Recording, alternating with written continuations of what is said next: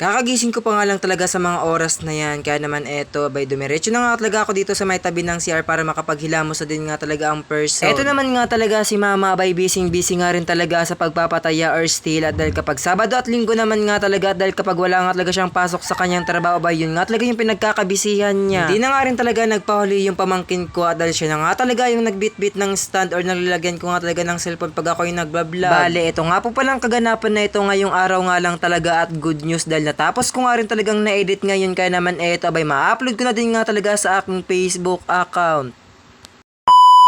Hi guys! A day in my life as a small content creator at the age of 21. Kaya naman, let's go! Kakagising ko pa nga lang talaga sa mga oras na yan, pero abay mag-aalas 8 na din nga talaga yan ng umaga. 11 na din nga kasi ako natulog kagabi, at dahil meron nga talaga akong pinanood, at yun nga talaga yung final night ng Pinoy Big Brother. At syempre, pagkagising ko na din nga talaga sa mga oras na yan, abay dumiretso na din nga talaga ako sa may tabi ng CR para naman makapaghilamos na din nga talaga ang person. Eto nga rin nga talaga si mama, abay nakuhanan ko na din nga talaga ng video, at dahil napaka-busy nga talaga sa kanya nga talagang pagpapataya or pag-i-STA. Bali, isa nga din po pala yan sa pinagkakabalahan ni mama kapag wala nga talaga siyang pasok sa kanyang trabaho, lalong-lalo na kapag Sabado at Linggo. Birthday na din nga po pala ng pangalawa kong kapatid ngayong araw na to, at saktong-sakto dito nga po pala siya sa tabi namin. Kaya naman eto, nakuhanan ko na din nga talaga ng video, i-insert ko din nga talaga sa aking mini vlog. Kaya naman abay happy birthday nga talaga sa pangalawa kong kapatid, at 23 years old na din nga po pala siya ngayong araw. At dahil kakagising ko pa nga lang talaga sa mga oras na yan, at eto abay napatabi na din nga talaga ako kay la mama at sa pamangkin ko habang nag-aalmusal nga talaga ako for today's video. Tinawag nga rin nga talaga ako ng pamangkin ko, at dahil hinog na nga daw talaga yung langka, pero abay eto, pagpunta ko nga talaga at pag-amoy ko, abay na prank nga talaga ako. Bali, 3 langka nga po pala tong magkakasama, kaso yung nilagay nga po pala ni Papang Sako dito sa may langka, abay napunit na din nga talaga sa sobrang lalaki ng dalawa. Siguro 1 buwan at kalahating araw pa din nga talaga ang hihintayin namin bago nga talaga mahinog itong langka nga po palang ito. Balik na din nga po pala kami sa bahay, kaso ito nga po palang pamangkin ko, abay siya na din nga talaga yung nagdala ng stand or yung lalagyan ko nga talaga ng cellphone sa aking pagbablog. Pero yung sabi pa nga talaga niya habang daladala nga talaga yung stand, abay kuhanan ko nga daw talaga siya ng video, i-insert ko nga talaga sa aking mini vlog. Ito nga rin nga kasi nga talagang pamangkin kong ito, kapag usapan naman nga talagang mini vlog, abay hindi naman nga talaga siya papahuli. Medyo may kakulitan nga lang talaga itong pamangkin namin na ito, pero sa totoo lang abay napakalambing nga talaga nitong batang ito. Busy na nga rin talaga yung kuya ko at yung kanyang kalibin partner sa paghihimay nga talaga nitong gulay na kangko. Matatanghali na din nga talaga sa mga oras na yan, kaya naman eto abay magluluto na din nga talaga sila ng kanila nga talagang uulamin na adobong kangko. Ngayon na din nga talaga yung araw ng schedule ng aking paglalaba ng aking mga damit, kaso eto si mama abay inunahan na din nga talaga ako for today's video. Kaya pala nauna na nga po pala sa akin si mama sa paglalaba dahil medyo karamihan na naman nga talaga, and syempre kinamagahan po pala bay may trabaho na naman si mama. Medyo pasensya na naman nga talaga yung pagbo-voice over ko kung medyo kakaiba, dahil medyo makatapa din nga talaga yung lamunan ko at inubo pa din nga talaga ako minsan. At syempre, bago nga po pala ako magpapatuloy sa aking pagbo-voice over, kung isa ka din ka nga talagang nanonood ng aking mini vlog at hindi ka pa nga talaga sa akin naka-follow, ano pa hinihintay mo? I-follow mo na din nga talaga ako. I-follow mo na nga talaga ako para naman kahit paano lagi ka na din nga talagang update sa aking ina-upload na mini vlog. At dahil yung sabi ko nga magtatanghali na din nga talaga sa mga oras na yun, kaya naman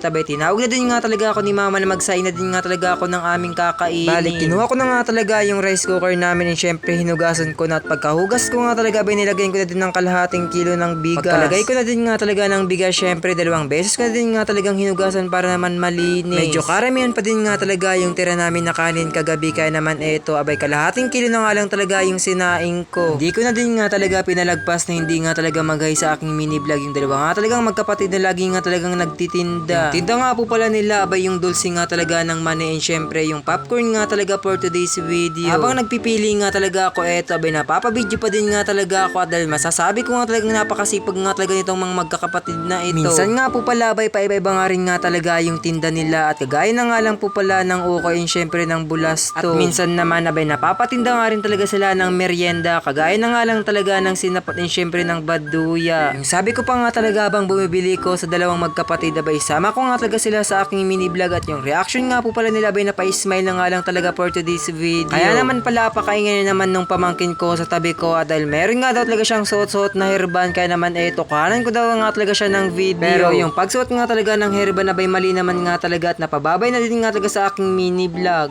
Yun lang. Bye-bye.